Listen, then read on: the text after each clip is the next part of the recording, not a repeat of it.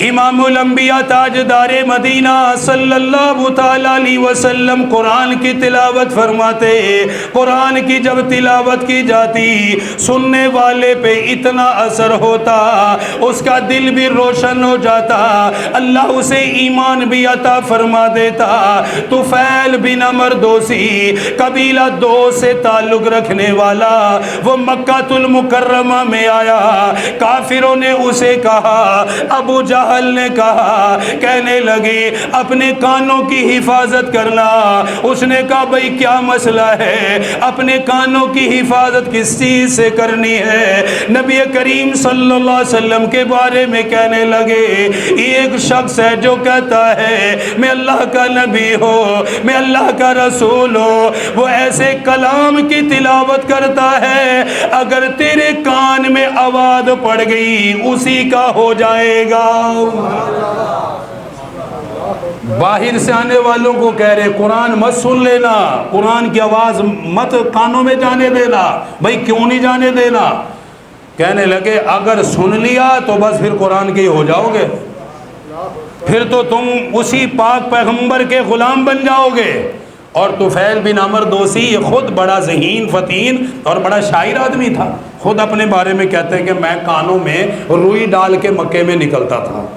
کچھ دن کے لیے آئے تھے وہ تجارت کی غرض سے ملنے ملانے، تو کہتے ہیں میں روئی ڈال کے پھرتا تھا. ایک دن میں نے دیکھا کہ حضور کعبے کے سائے میں بیٹھے ہوئے ہیں. تو میں نے لوگوں سے پوچھا یہ کون ہیں؟ کہنے لگے یہ وہی تو ہے جو اللہ کا قرآن سناتا ہے، اللہ کا کلام سناتا ہے، لوگ مسلمان ہوتے ہیں. تو کہتے ہیں میرے دل نے مجھے حضور کی طرف کھینچا. رخ مصطفیٰ کو دیکھا ہو اور بندے کے اندر کشش پیدا نہ ہو، ادھر کھینچے نہ، یہ ہو نہیں سکتا. کہنے لگے مصطفیٰ کے چہرے کو دیکھا تو میرا دل کہنے لگا یار یہ کسی جھوٹے شخص کا تو نہیں ہو سکتا. یہ جو کہتے ہیں نعوذ باللہ، یہ جو الزام لگاتے ہیں اتنا نورانی، اتنا پاکیزہ، اتنا روشن چہرہ، یہ تو کسی عظیم انسان کا ہی ہو سکتا ہے، کسی عظیم شخصیت کا ہی. آگے بیٹھ گئے. کہنے لگے جی آپ کے بارے میں یہ سنا ہے. روئی نکال دی کانوں سے. تو مجھے لوگوں نے یہ کچھ بتایا کہ آپ کوئی کلام پڑھتے ہیں تو اثر ہوتا ہے، تو میں بھی بڑا شاعر ہوں، مجھے آپ سنائیے، سنا کے فیصلہ کروں گا یہ کیسا ہے. آپ سنائیں، پڑھیں، میں سنتا ہوں، بتاؤں گا کہ یہ کیسا کلام ہے. امام الانبیاء تاجدار مدینہ صلی اللہ تعالیٰ علیہ وآلہ وسلم نے تلاوت فرمائی. سورۃ الفاتحہ کی تلاوت فرمائی. فرمانے لگے الحمدللہ رب العالمین الرحمن الرحیم مالک یوم الدین ایاک نعبد و ایاک نستعین اہدنا الصراط المستقیم صراط الذین انعمت علیہم. حضور نے سورۃ الفاتحہ پڑھی اور دیگر سورتوں کی تلاوت فرمائی. طفیل بن عمر دوسی قرآن سنتا رہا، دل میں قرآن اترتا رہا، دل روشن ہوتا رہا. ادھر سے میرے آقا نے قرآن کی تلاوت کو مکمل کیا. فوراً ہی کہنے لگا اشہد انک محمد رسول اللہ. یہ کسی شاعر کا کلام ہے ہی نہیں، یہ تو اللہ کا کلام ہے، یہ تو رب کا کلام ہے، یہ تو پروردگار کا کلام. اتنا اعلیٰ، اتنا بہترین، جس نے میرے دل کو بھی روشن کر دیا، منور کر دیا. کلمہ پڑھا اور مسلمان ہو گئے فوراً. اور پھر کہتے ہیں نا اسباب تو اللہ بناتا ہے. بعض مرتبہ بندہ کوئی شرارت کر رہا ہوتا ہے، اللہ اس کے اندر سے خیر کو نکال دیتا ہے جی، اس کے اندر سے اللہ بڑی خیر نکال دیتا ہے. اس کو سمجھایا طفیل بن عمر دوسی کو کیا کہ بھئی تم نے قرآن نہیں سننا، روئی ڈالو. اللہ نے وہاں تک پہنچا دیا. اور پھر اکیلے مسلمان نہیں ہوئے، اپنے قبیلے کے سردار تھے، قبیلہ دوس کے.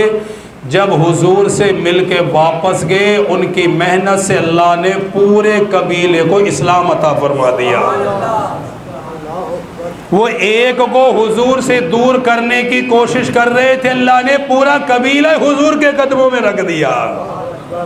کہ تم کچھ نہیں کر سکتے، ہوتا وہی ہے جو اللہ چاہتا ہے، اسباب وہی پیدا کرتا ہے، وہی رب کرتا ہے۔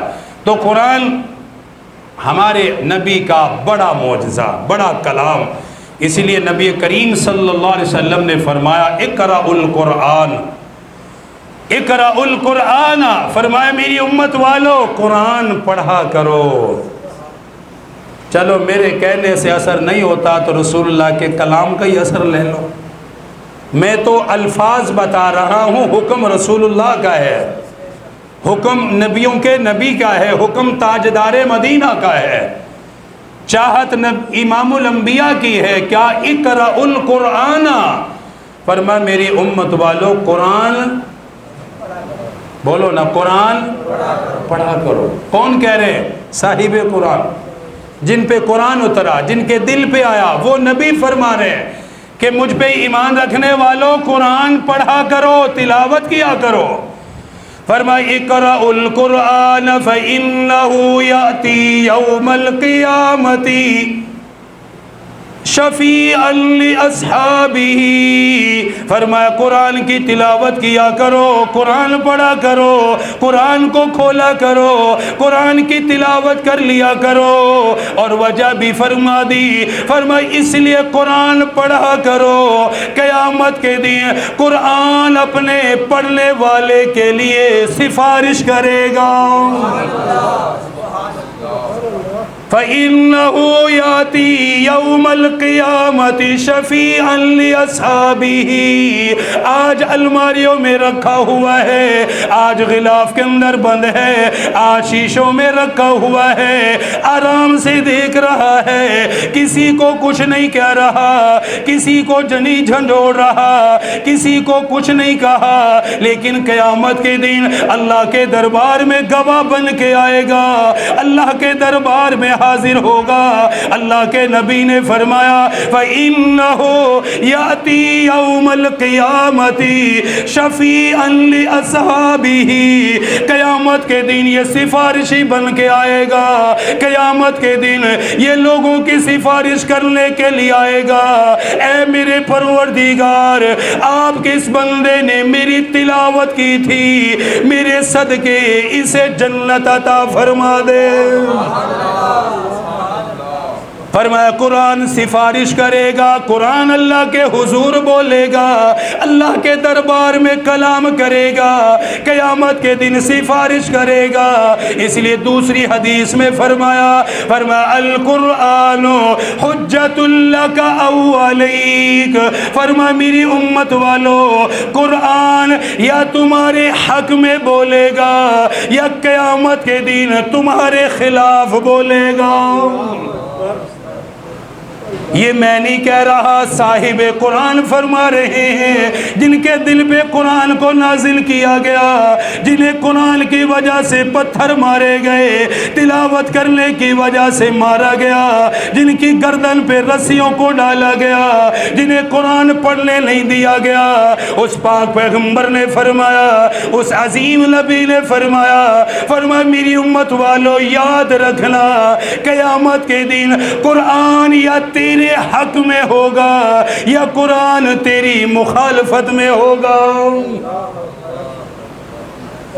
آج ہم سمجھتے ہیں کہ بس آرام سے رکھا ہوا ہے، کچھ نہیں کہہ رہا، لیکن قیامت کے دن اللہ اپنی شان اسے وجود عطا فرمائے گا، وہ اللہ جانتا ہے، میرے نبی نے فرما دیا تو ہوگا، آئے گا، سفارشی بنے گا، فرمایا یا تمہارے حق میں بولے گا، یہ پڑھتا تھا، یہ سنتا تھا، یہ عمل کرتا تھا، یا اللہ اسے معاف فرما دے، اور جس نے کھولا بھی نہیں، جس نے دیکھا بھی نہیں، وقت بھی نہیں دیا، موبائل 3 گھنٹے ہاتھ میں پکڑ کے نہیں تھکتے، 5 منٹ قرآن پکڑے تو تھک جاتے ہیں، حالانکہ قرآن کے لیے تو رحلیں بھی بنی ہوئی ہیں کہ آرام سے رکھ کے پڑھ لو یار، تلاوت زبان ہی ہلا لو، موبائل چیزیں باقی تو ہم ہاتھ سے سارا دن کرتے، ہونا تو یہ چاہیے کہ ہاتھ میں اللہ کا قرآن ہو اور زبان سے اس کی تلاوت ہو،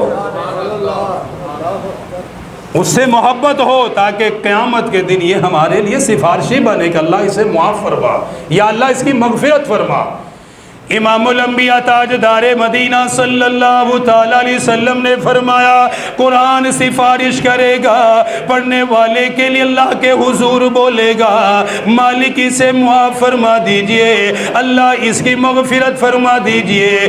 اسی طرح فرمایا صاحب قرآن، قرآن کی تلاوت کرنے والا حافظ قرآن قیامت کے دن اللہ اسے بلائے گا، قرآن کی برکت سے بلائے گا، قرآن یاد کرنے کی برکت سے بلائے گا۔ جس نے اللہ کے قرآن کو اپنے دل میں اتارا، جو صبح کے وقت بھی قرآن پڑھتا رہا، شام کو بھی قرآن پڑھتا رہا، محنت سے قرآن کو یاد کیا، محنت سے قرآن کا حافظ بنا، قیامت کے دن اللہ اسے بلائے گا، او حافظ قرآن میرے قریب آ جا، میرے قرآن کو پڑھنے والے میرے قریب آ جا، میرے قرآن کی تلاوت کرنے والے ادھر آ جا، میرے قرآن کو دل میں رکھنے والے ادھر آ جا، اپنا وقت میرے قرآن پہ لگانے والے میرے قریب آ جا۔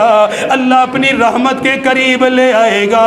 اللہ میرے لیے کیا حکم ہے؟ اللہ رب العالمین فرمائے گا یہ میرے قرآن کا قاری ہے، میرا قرآن پڑھنے والا ہے، اس کے والد کو بھی لے آؤ، اس کی والدہ کو بھی لے آؤ، آج میں اس کو بھی عطا کروں گا، اس کے والدین کو بھی عطا کروں گا، ملنے جھلنے والوں کو بھی عطا کروں گا۔ والدین کو بلانے کے بعد آقا مدنی نے فرمایا، صاحب قرآن نے فرمایا حافظ قرآن کے والدین کے لیے اللہ نور کے ممبر لگائے گا۔ یہ نور کے ممبر لگے ہوئے ہیں، یہ جنت کی کرسیاں لگی ہوئی ہیں۔ اللہ فرمائے گا او حافظ قرآن کی والدہ آ جا نور کے ممبر پہ بیٹھ جا، او حافظ قرآن کے والد آ جا نور کے ممبر پہ بیٹھ جا۔ انہیں نور کا ممبر مل گیا، اللہ نے خود نور کا ممبر عطا فرمایا۔ ممبر ملنے کے بعد میرے آقا نے فرمایا پھر ان کے سروں پر اللہ جنت کا تاج رکھوائے گا، ان کے لیے جنت کا تاج بھی لایا جائے گا، ان کے سروں پہ جنت کا تاج بھی رکھو، انہیں جنت کا تاج بھی عطا کرو۔ لوگ حیران ہوں گے پروردگار اتنی عزت عطا کی گئی، اتنا ان کا اکرام کیا گیا۔ اللہ رب العالمین فرمائے گا کیا تم نہیں جانتے اس کا بیٹا بیٹی میرے قرآن کا حافظ ہے، جس نے میرا قرآن پڑھایا، آج میں نے انہیں نور کا ممبر عطا کر دیا۔ نور کا ممبر ملنے کے بعد اللہ اب حافظ کو بلائے گا، فرمائے گا او حافظ قرآن میرے قرآن کی تلاوت کرتا جا، جنت کے درجات پہ چڑھتا جا، جنت کی سیڑھیوں پہ چڑھتا جا، آج تو میرے قرآن کی تلاوت کر جیسے دنیا میں کیا کرتا تھا۔ دنیا میں تو نے میرا قرآن پڑھا، تیرے لیے نیکیوں کو لکھا گیا، تیرے لیے اجر و ثواب کو لکھا گیا، اتنی آیات کی تلاوت کی ہے، اتنا اجر نامہ اعمال میں آ گیا، اتنا ثواب نامہ اعمال میں آ گیا۔ آج تیرا ثواب نہیں لکھا جائے گا بلکہ تو قرآن پڑھتا جا، جنت کی سیڑھیاں چڑھتا جا، جنت کے درجات پہ چڑھتا جا۔ میں نے دنیا میں یہ کہا، میرے پاک پیغمبر نے فرمایا یہ عمل کر لینا، جنت کے 10 درجے مل جائیں گے، جنت کے 10 درجے بلند ہو جائیں گے۔ دنیا میں بشارتیں دی جاتی تھی، آج تجھے یہ کہا جا رہا ہے قرآن پڑھتا جا، جنت کے درجات پہ ساتھ ہی چڑھتا جا، بلندیوں کی طرف بڑھتا جا۔ حافظ بلندیوں کی طرف جائے گا، حافظ جنت کے درجات پہ جائے گا، پھر اللہ رب العالمین فرمائے گا تیرے صدقے میں تیرے والد کو بھی میں نے عطا کیا، تیری والدین کو بھی میں نے عطا کیا، میں نے تجھے بھی عطا کیا، قرآن کے صدقے دیا۔ اللہ فرمائے گا پھر تجھ سے محبت کرنے والے بھی ہوں گے، تجھ سے پیار کرنے والے بھی ہوں گے، تیری ہمت بڑھانے والے بھی ہوں گے، تیرے سر پہ ہاتھ رکھنے والے بھی ہوں گے۔ آجا آج تو کہتا جا تیرے صدقے میں جہنم سے نکال کر انہیں جنت میں داخل کرتا جاؤں گا۔ قرآن بھی سفارشی ہے، قرآن والا بھی سفارشی ہے۔ قرآن بھی سفارشی ہے، قرآن والا بھی، قرآن بھی بولے گا، قرآن والا بھی بولے گا۔ جس کو دل میں اللہ نے قرآن بسا دیا، اللہ قرآن دیتا ہی اسے ہے جسے اللہ پسند کرتا ہے۔ یہ چھوٹے چھوٹے بچے، انہیں محبت سے دیکھا کرو کہ اللہ نے انہیں قرآن کے لیے پسند کیا ہے۔ ان کی شرارتوں کی طرف نہ دیکھا کرو، وہ تو ان کا بچپن ہے جی۔ ہم سمجھتے ہیں کہ بچپن میں ہی یہ ولی اللہ بن جائیں، بچپن ہے جی۔ ان کی شرارتوں کی طرف نہ دیکھا کرو، ان کے مرتبے کی طرف دیکھا کرو کہ یہ پڑھتے کیا ہے، ان کے دل میں کیا ہے۔ ہمارے لیے محبت کی دلیل اللہ کا قرآن ہے، بس کہ یہ قرآن کا طالب علم ہے، ہمارے سروں کا تاج ہے، ہمیں ہماری طرف سے سلام ہے۔ کیوں ہے؟ ان کے صدقے انشاءاللہ اللہ ہمیں جنت عطا فرمائے گا۔